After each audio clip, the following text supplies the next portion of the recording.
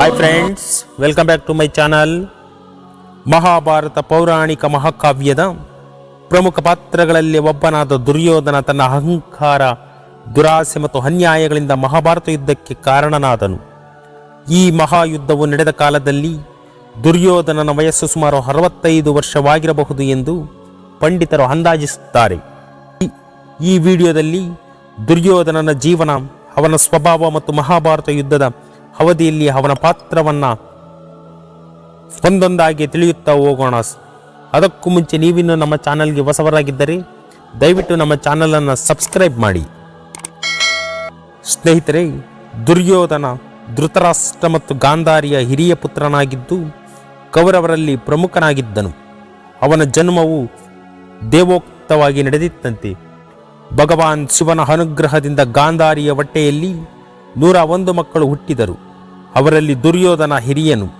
ಅವನ ಬಾಲ್ಯವೇ ಶಕ್ತಿಶಾಲಿಯಾಗಿತ್ತು. ಭೀಷ್ಮ ಮತ್ತು ದ್ರೋಣಾಚಾರ್ಯರಿಂದ ಯುದ್ಧ ಕಲೆ, ಧನುರ್ವಿದ್ಯೆ ಮತ್ತು ಗದಾ ಯುದ್ಧದ ತರಬೇತಿಯನ್ನು ಪಡೆದನು. ಅವನಿಗೆ ಅನ್ಯಾಯ ಮತ್ತು ದುರಾಸೆಯ ವ್ಯಕ್ತಿತ್ವವಿತ್ತು. ಪಾಂಡವರನ್ನು ಸದಾ ದ್ವೇಷಿಸುತ್ತಾ ಅವರ ಮೇಲೆ ಅನ್ಯಾಯ ಮಾಡುತ್ತಿದ್ದನು. ತಮ್ಮ ಹಕ್ಕಿನ ರಾಜ್ಯವನ್ನು ಅವರಿಂದ ಕಸಿದುಕೊಳ್ಳುವ ದುರುದ್ದೇಶವನ್ನು ಹೊಂದಿದ್ದನು. ಬಲಾತ್ಕಾರ, ಮೋಸ ಮತ್ತು ರಾಜಕೀಯ ಆಟಗಳಿಂದ ಪಾಂಡವರನ್ನು ನಿರಾಶ್ರಿತರನ್ನಾಗಿಸಿದನು. ಲಕ್ಷಗೃಹ ದಹನ ಯತ್ನ, ಜುವಾ ಕ್ರೀಡೆಯಲ್ಲಿ ಪಾಂಡವರನ್ನು ಸೋಲಿಸಿ ಅವಮಾನಿಸುವುದು, ದ್ರೌಪದಿಯ ವಸ್ತ್ರಾಪಹರಣ. ದುರ್ಯೋಧನನು ತನ್ನ ಪಿತಾ ಧೃತರಾಷ್ಟ್ರನನ್ನು ರಾಜಕೀಯವಾಗಿ ನಿಯಂತ್ರಿಸುವಂತೆ ಮಾಡಿದ್ದು, ಪಾಂಡವರ ಹಕ್ಕನ್ನು ಸಮಾನವಾಗಿ ಒಪ್ಪಿಕೊಳ್ಳಲು ನಿರಾಕರಿಸಿದನು. ಪಾಂಡವರ 12 ವರ್ಷಗಳ ಅರಣ್ಯವಾಸ ಮತ್ತು 1 ವರ್ಷಗಳ ಅಜ್ಞಾತವಾಸದ ನಂತರ ಅವರು ತಮ್ಮ ಹಕ್ಕನ್ನು ಬೇಡಿದಾಗ ದುರ್ಯೋಧನ ನಿರಾಕರಿಸಿ ಯುದ್ಧವೇ ಏಕೈಕ ಮಾರ್ಗವೆಂದು ನಿಶ್ಚಯಿಸಿದನು. ಈ ಕಾರಣದಿಂದಲೇ ಕುರುಕ್ಷೇತ್ರದಲ್ಲಿ ಮಹಾಯುದ್ಧ ಆರಂಭವಾಯಿತು. ದುರ್ಯೋಧನನು ಕೌರವ ಸೇನೆಗೆ ನಾಯಕನಾಗಿ ತನ್ನ ಯೋಧರನ್ನು ಪ್ರೇರೇಪಿಸಿದನು. ಭೀಷ್ಮ, ದ್ರೋಣ, ಕರ್ಣ ಮತ್ತು ಶಕುನಿಯರ ಸಹಾಯದಿಂದ ಪಾಂಡವರ ವಿರುದ್ಧ ಯುದ್ಧವನ್ನು ಮಾಡಿದನು. ಅವನ ದರ್ಪ ಮತ್ತು ಅಹಂಕಾರದಿಂದಲೇ ಕುರುಕ್ಷೇತ್ರ ಯುದ್ಧ ಉಗ್ರ ಸ್ವರೂಪವನ್ನು ತಾಳಿತು. ಹಲವಾರು ಮಹಾನಾಯಕರು, ದ್ರೋಣ, ಭೀಷ್ಮ, ಕರ್ಣ, ಶಲ್ಯರು ಯುದ್ಧದಲ್ಲಿ ಬಲಿಯಾಗಿದ್ದರು. ತಾನು ಒಬ್ಬನೇ ಉಳಿದಾಗಲೂ ದುರ್ಯೋಧನ ಹಿಮ್ಮೆಟ್ಟಲಿಲ್ಲ. ಯುದ್ಧದ ಕೊನೆಯ ದಿನ ದುರ್ಯೋಧನನು ತನ್ನ ಶ್ರೇಷ್ಠ ಹೋರಾಟವನ್ನು ಗದಯುದ್ಧದ ಮೂಲಕ ನಿರ್ವಹಿಸಿದನು. ಭೀಮನೊಂದಿಗೆ ನಡೆದ ಆಕ್ರೋಶಭರಿತ ಗದಾ ಯುದ್ಧದಲ್ಲಿ ಭೀಮನ ಬಲಪ್ರಯೋಗದಿಂದ ದುರ್ಯೋಧನನ ಮೃದಂಡನವು ಅಂದರೆ ಜಂಘಾಬಲವೇ ಮುರಿಯಲ್ಪಟ್ಟಿತು.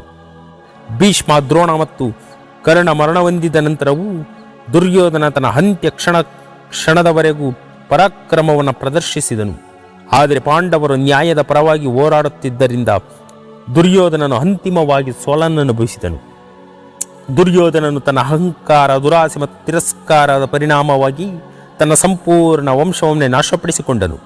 ಅವನ ವ್ಯಕ್ತಿತ್ವ ನಮಗೆ ಪ್ರಪಂಚದಲ್ಲಿ ಧರ್ಮ ಮತ್ತು ಅಧರ್ಮದ ಮಧ್ಯೆ ಇರುವ ಸ್ಪಷ್ಟ ವ್ಯತ್ಯಾಸವನ್ನು ತೋರಿಸುತ್ತದೆ. ಮಹಾಭಾರತವು ತಮ್ಮ ಜೀವನದಲ್ಲಿ ಅನೇಕ ಪಾಠಗಳನ್ನು ಕಲಿಸುತ್ತದೆ.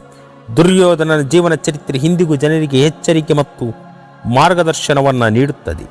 ಅವನಿಗೆ ಶೌರ್ಯವಿದ್ದರೂ ದೋಷಪೂರಿತ ವ್ಯಕ್ತಿತ್ವವೇ ಅವನ ಮರಣಕ್ಕೆ ಕಾರಣವಾಯಿತು.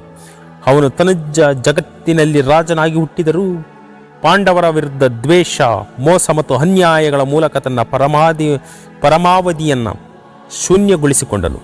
ಈ ಕಾರಣದಿಂದ ದುರ್ಯೋಧನನ ಕತೆ ಕೇವಲ ಪೌರಾಣಿಕ ಸಂಗತಿಯಲ್ಲ, ಆದರೆ ನೈತಿಕ ಪಾಠಗಳನ್ನು ಕಲಿಸುವ ಮಹತ್ವದ ಅಧ್ಯಾಯವೂ ಆಗಿದೆ. ಧನ್ಯವಾದಗಳು.